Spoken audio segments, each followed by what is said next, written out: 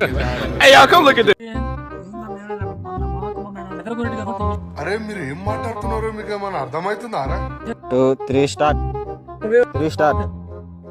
2, 3 start cut. నాకు ఒక gun ఇస్తారా? ఎందుకు?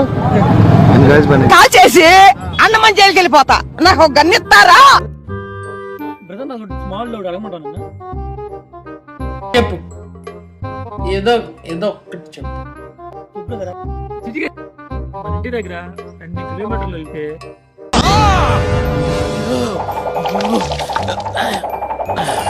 సారీ పని చేయాలి చిటికేసాడు రోడ్డు.